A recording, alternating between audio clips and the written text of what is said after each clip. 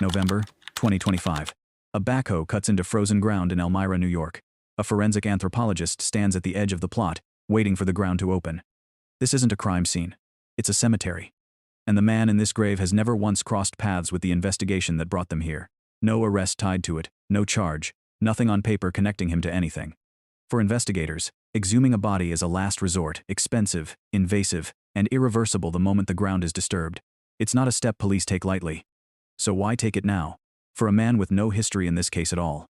Because somewhere inside that coffin is the only thing left that can answer a question police have been chasing since a Sunday evening in March 1964. Who killed a 12-year-old girl on her way home from visiting family? The order authorizing this didn't come from a hunch or a tip.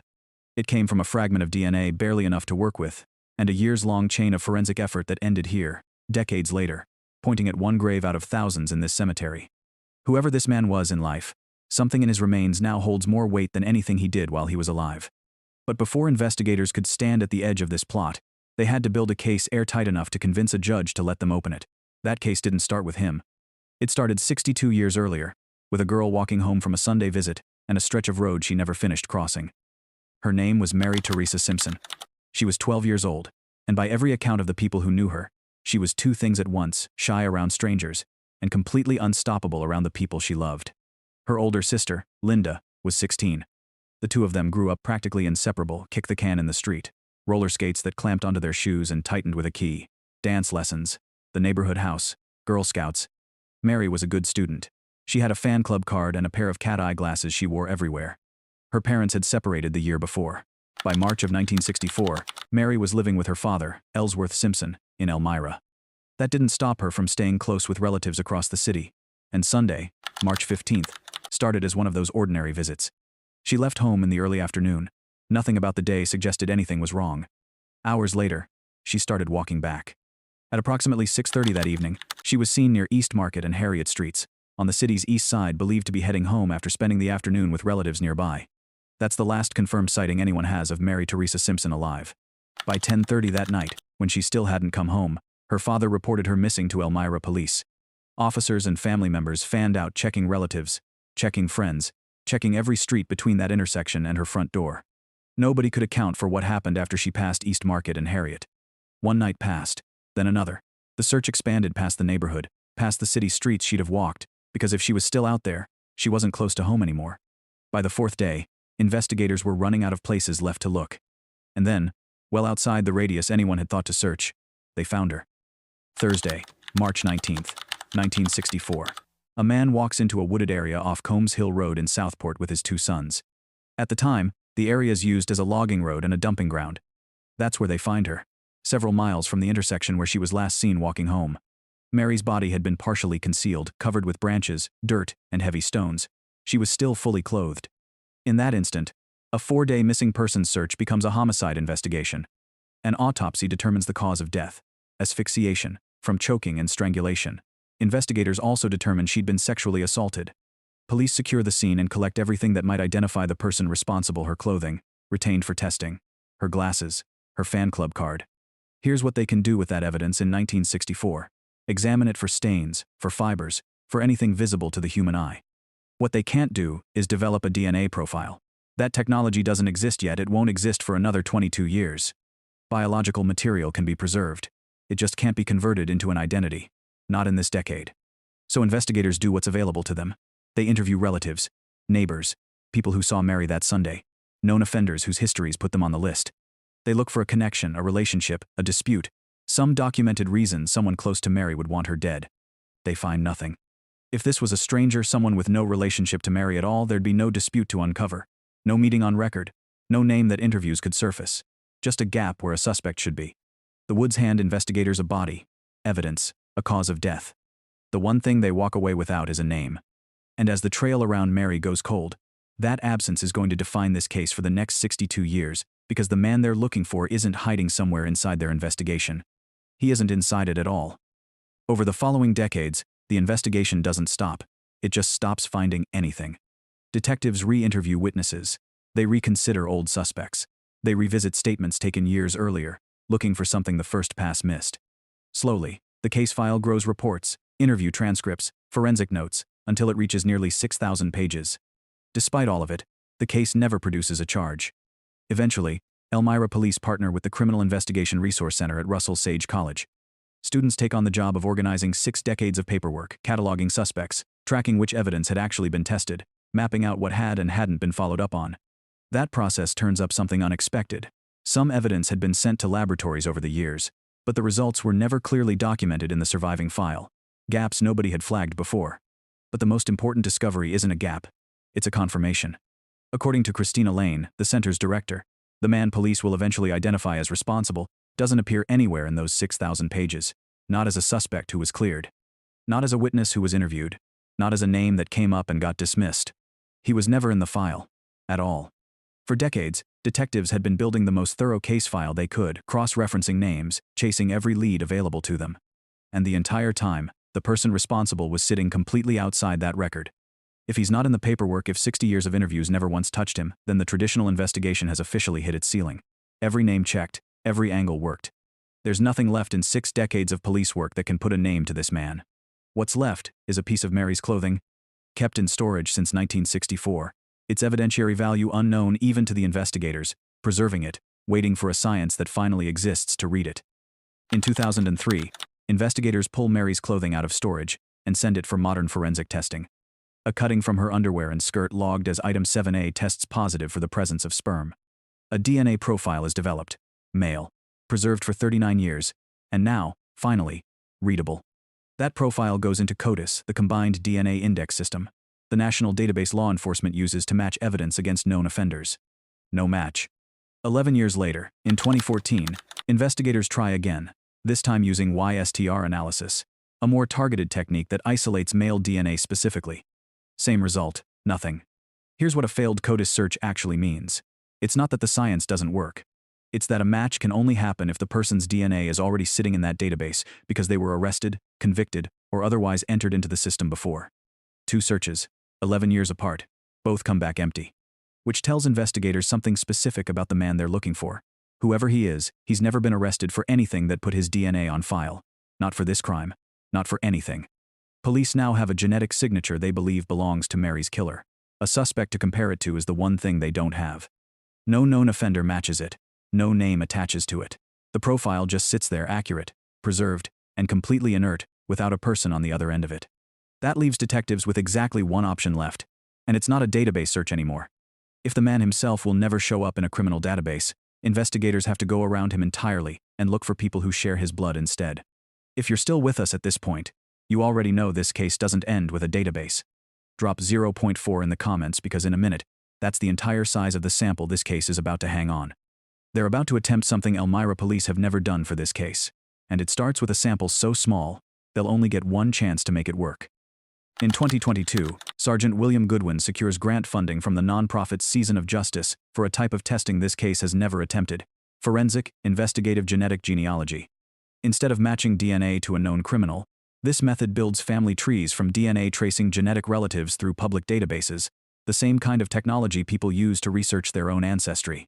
What's left of the evidence is sent to a Texas laboratory that specializes in exactly this, pulling usable genetic profiles out of samples too degraded or too small for standard testing. And this sample is small, approximately 0.4 nanograms, invisible to the naked eye. DNA testing consumes the sample it uses. There's no redo. If this attempt fails, investigators lose the only physical evidence connecting anyone to Mary's death permanently. FBI Special Agent Kenneth Jensen packs the evidence in dry ice and ships it toward the lab. Then a winter storm hits Memphis, Tennessee, and shuts down the FedEx hub. The package is routed through the largest hub of its kind in the world. The sample is now sitting inside a closed shipping facility, with dry ice that won't last forever, and a clock nobody can stop. For Sergeant Goodwin, the fear wasn't abstract after everything it took just to get this sample tested. The possibility of losing it now, before it even reached the lab, was almost too much to sit with. Jensen contacts FBI personnel in Memphis. An agent searches the shuttered hub, locates the package, and places it inside an FBI freezer to hold until shipping resumes. The storm passes. The sample continues to Texas. At the lab, analysts aren't attempting another database search. That path already failed twice. They're trying to build something new. A genealogical profile detailed enough to trace relatives, not just match a known individual. It works. For the first time in this case's history, the DNA taken from Mary's clothing can now be used to build a family tree, one that could, eventually, lead all the way to the man himself. using nothing but the relatives he left behind. That profile gets uploaded to public genealogy databases that allow investigative searches. And immediately, the FBI starts doing something no one has done in 60 years of failed leads. Building out an actual family, branch by branch, looking for the one person at its center. They're about to find someone alive who can answer a question no database ever could. Building a family tree from a genetic profile isn't a shortcut, it's slow, meticulous work. Investigators comb through birth records, marriage certificates, obituaries, tracing every documented relationship between people who share fragments of the same unidentified DNA. Because a genetic relative could be separated from their target by several generations, nothing gets assumed. Every connection has to be verified on paper before it counts. Investigators also cross-reference each potential candidate against basic facts of the case. Could this person have been in Elmira in 1964? Are they the right age? Does the geography line up? Eventually, that process leads to a living man. Nothing he's done put him on this list. His significance comes down to one possibility, that the unidentified DNA contributor from 1964 could be his biological father. Investigators approach him. They ask if he'll provide a cheek swab. He agrees. When his sample comes back, it confirms the connection. The unknown contributor from Mary's clothing is his biological father. That's the breakthrough investigators needed, not a name yet, but a direct line. One generation up, from a living relative to the man they've been searching for since 1964. With that confirmed relationship, the search stops being about distant genetic matches spread across an entire family tree. It narrows to one person, a local man in his early 30s in 1964. The son's DNA gives investigators a lead. It doesn't give them proof. For that, they'd need DNA from the father himself, and the father isn't available to swab. He's been dead for over 2 decades, in a grave that's never once, in 60 years, been connected to this case. Now investigators have a name attached to that grave for the first time, and what they find when they start digging into his history raises a question far more disturbing than how he evaded detection for 6 decades. The father's name was Alfred Raymond Murray Jr. Born in 1931, he lived in Elmira for essentially his entire life. He worked as a truck driver, a U.S. Army veteran who served during the Korean War. Married, with 3 children and 2 grandchildren. Dead since 2004. There's no documented connection between Murray and Mary anywhere in the original case file. Police find no indication the two ever knew each other, no relationship, no dispute, no prior contact on record. His name is absent from every suspect, every witness, everyone examined across 60 years of investigation. Once genealogy points investigators toward Murray, they start reviewing his history, and what they find raises the stakes considerably. At the 2026 case announcement, Sergeant Goodwin states that records show repeated criminal involvement over several decades, involving offenses against children. The National Center for Missing and Exploited Children locates old newspaper accounts describing arrests connected to cases involving children, allegations that reportedly date back to Murray's teenage years. These reports need to be handled carefully. Public records don't provide a complete history of every case, and they don't establish which allegations led to convictions. This history isn't the evidence that identifies Murray. In Mary's case, the DNA is. But it does explain why investigators consider him significant the moment genealogy surfaces his name. Which raises the harder question: how does a local man, with a reported history like this, remain completely invisible to a major homicide investigation for 62 years? Not questioned. Not on a list. Not mentioned once in that file. Genealogy gave police a name. Murray's age, his location, and his reported history make him someone investigators need to examine directly. But naming him publicly requires one more step: a direct comparison between his DNA and the male profile recovered from Mary's clothing. Murray's been dead for over 20 years. There's only one way to get that comparison: a sample taken from his remains. Elmira police seek court authorization to exhume him, the first exhumation the department has ever carried out, for any case in its history. In November of 2025, his remains are removed from an Elmira grave, with support from the National Center for Missing and Exploited Children, including a board-certified forensic anthropologist brought in from Detroit. Biological samples are collected and sent to the New York State Police Forensic Investigation Center for direct comparison. The family tree gave investigators a lead. The exhumation is what turns that lead into confirmation or clears him entirely. Confirmation comes back before the year is out. It takes months more for police to prepare what they're about to announce. The sperm recovered from item 7A matches Alfred Raymond Murray Jr. Statistically, the probability of an unrelated person matching this evidence is less than 1 in 320 billion. On February 10, 2026, nearly 62 years after Mary's death, Elmira police, the FBI, prosecutors, and Mary's family gather at the Chemung County District Attorney's office. Chief Kristen Thorne tells the room investigators have taken this case as far as they humanly could. The department names Murray as the person responsible for Mary's assault and murder, and formally closes the case. Thorne states that if Murray were still alive, prosecutors would have sought a murder charge.